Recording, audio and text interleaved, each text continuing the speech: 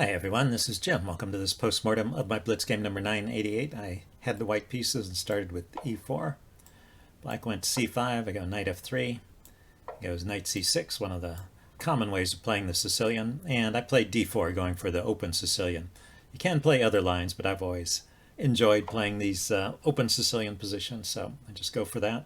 He takes, take back, and he plays g6. So this is Black's indication that he's playing the accelerated dragon.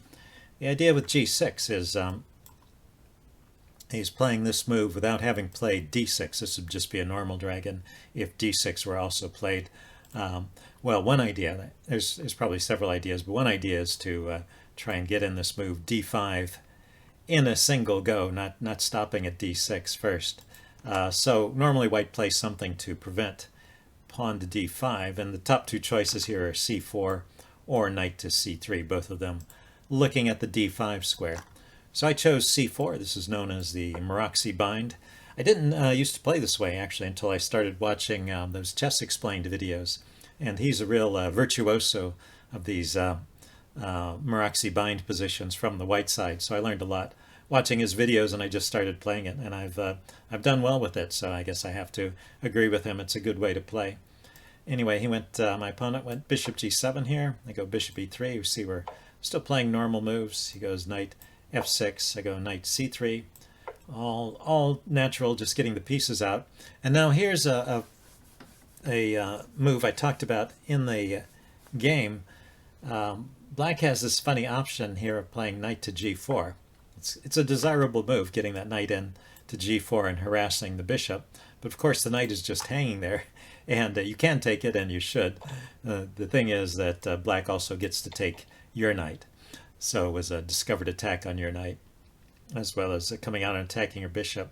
The only thing you have to remember about this position is the best move here is queen back to d1.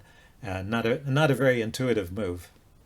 You can castle queenside, that's also playable, but this is the best move. Both the opening book and the chess engine both agree. So if you can remember that little trick, then you don't really need to be afraid of this line.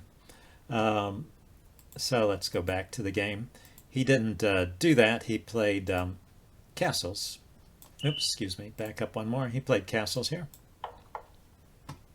I go bishop e2. This is a normal kind of configuration of your pieces in the Maroczy bind, and it's position where you want to castle kingside, play f3 to keep his knight out of g4 and support the center, and you just have a very solid position here with more space than your opponent.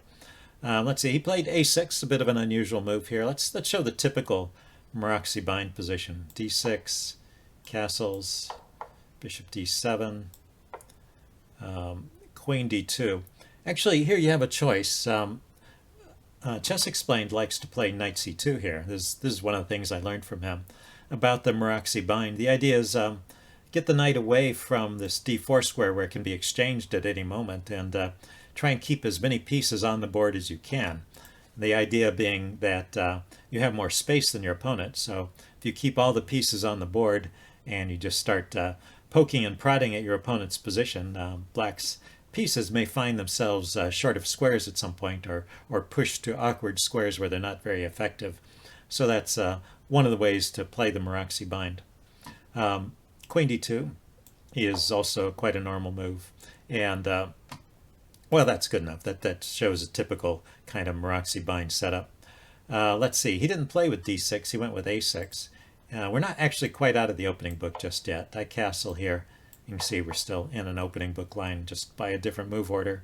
He goes d6 now, and I decided to play with knight c2 instead of queen d2. Like I said, I had learned this idea from Chess Explained. It seems like it's a reasonable way to play at this point.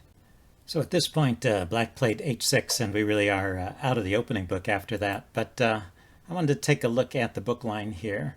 Continues bishop d7, f3, shoring up the center and taking permanent control of the g4 square, rook to c8, and queen to d2.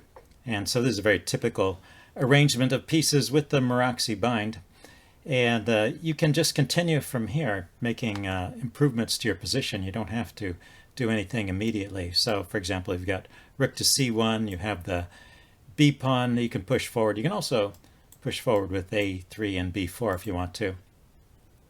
And you should always keep an eye out for tactics. For example, if the queen is here and it's not defended, it doesn't work in this position because the knight is defending the queen. But you often have this knight d5 tactic, exposing an attack on the queen, and then the knight can escape with a check. Like I said, the knight there prevents all this from working. But look, keep an eye open for little tactics and gradually improve your position and try and push your opponent back, and that's a way to play this position. Anyway, let's get back to the game. Yeah, right here. He played h6, and we really are out of the opening book at this point, so we can just look at this page. I continued with f3. He went king h7, went rook c1.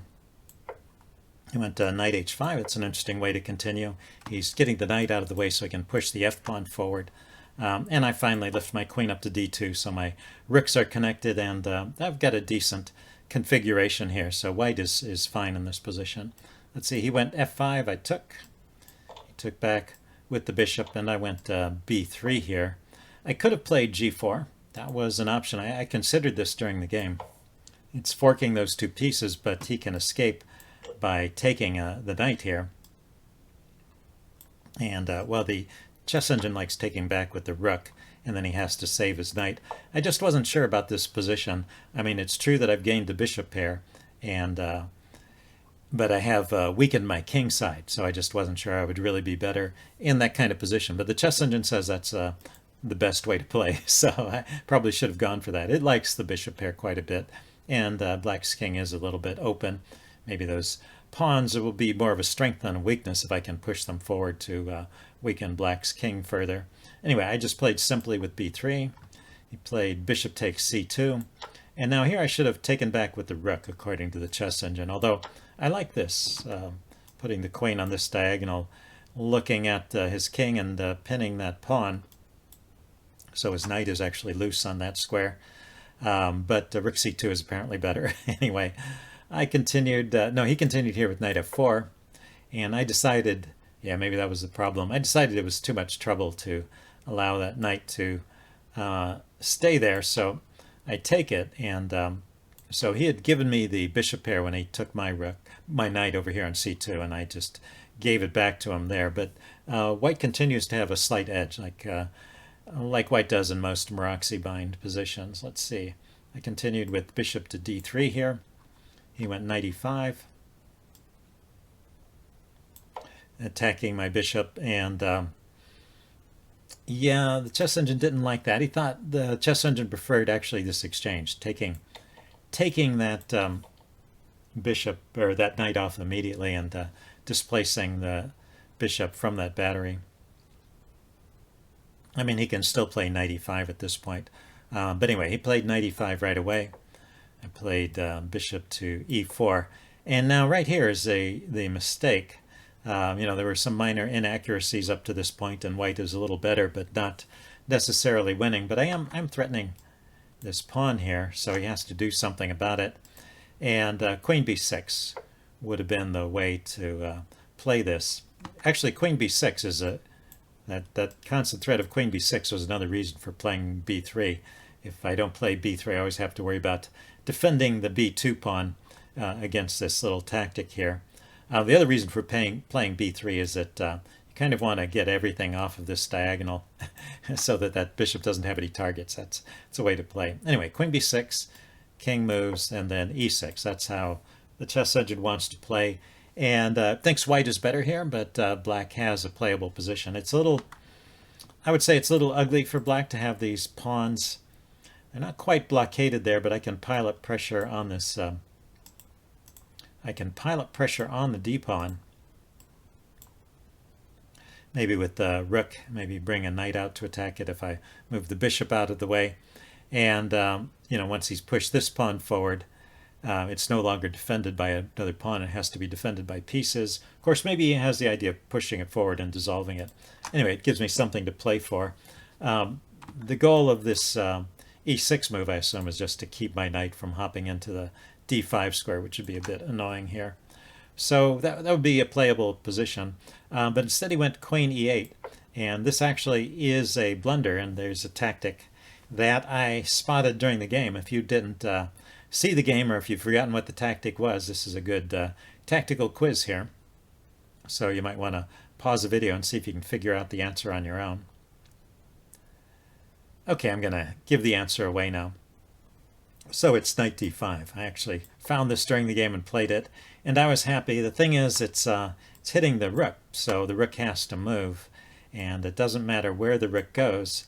I have this follow-up move of knight to c7, forking the queen and the rook, and so I'm just up the exchange here.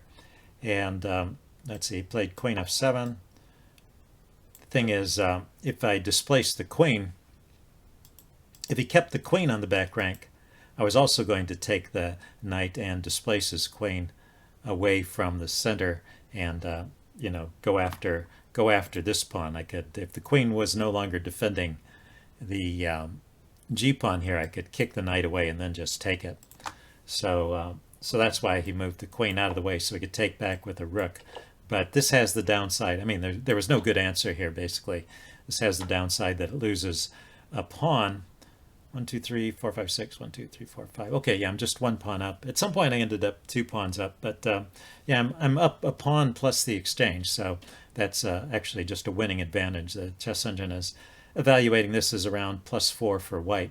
So I keep that edge, and let's just go through. I did the opening in some detail, so let's play this part a little quicker. I didn't make any big blunders, and neither did black. He defended pretty well here. It was just a tough position, and I'm gradually making headway. I managed to snatch this pawn here, taking advantage of the pin, and then dropping the bishop back to d3. This was a good move to blockade his d-pawn, and at the same time maintain this pin. Let's see, he went bishop d4 check. Doesn't really help, although he does manage to get his bishop to a good square. And here I played rook c6. Now the chess engine already likes taking on g6, and this is a nice thing to remember. So rook c6 is kind of the most straightforward way of just increasing the pressure on g6. And there's nothing wrong with it, but he can defend.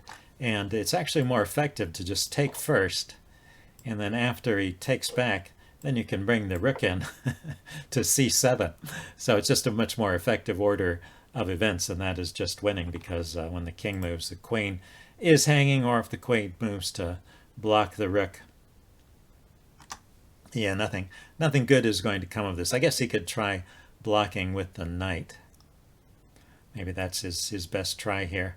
But anyway, this is all good for white, and that's the breakthrough move, is just to go ahead and take first. Anyway, I played rook c6 here. This is also a good move.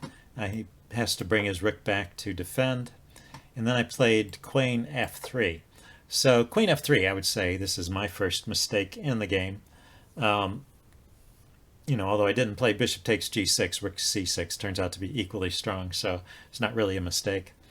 I didn't have to move my queen away. It's a little unnerving to have your queen where at any moment the king might move away and then my queen will be hanging. But the point is, right here, I've got 3 pieces attacking that pawn, and he has 3 pieces defending. So he can't actually move his king away. He can't get out of the pin. If he steps back, then he doesn't have enough defenders, and I can just take the pawn. And if he steps to the side, he's blocking the rook. And again, he doesn't have enough defenders, and I just take the pawn. So I can just keep my queen there, and I should, and just play on with g4, increasing the pressure. The chess engine gives this line as best play, and this just wins a piece for me. Well, let's see. Yeah, I'm already up the exchange, so winning a piece here I would be up the whole rook. So that would be big for me. Instead, I drop back, and he easily defended the bishop with d4. There's pros and cons to this move. I thought I was gaining a tempo on the bishop, but it didn't have to move. And you know, maybe he's trying to organize something against my king and cementing that bishop in there very solidly. The downside is, though, that this bishop is not really, not my bishop, his bishop is not easily getting back in the game, because it's blocked by his bishop, and it's blocked by my pawn over here. I just have to keep this guy defended, and the scope of his bishop is pretty limited. But on the other hand, it is looking at some good squares, particularly the c1 square. I found that to be kind of annoying. Anyway, I played bishop c4 here, skewering his queen and rook and picking up another exchange. He went to queen d7, and I went ahead and grabbed here because it goes with check. I took with the knight, and now I need to save the rook. And so I played rook f to c1. I could have played, and I noticed that he could take it there. I just was willing to give up the exchange since I was already since I just won the exchange. I was willing to give one of them back in order to get rid of that annoying bishop there. But the chess engine likes rook b6.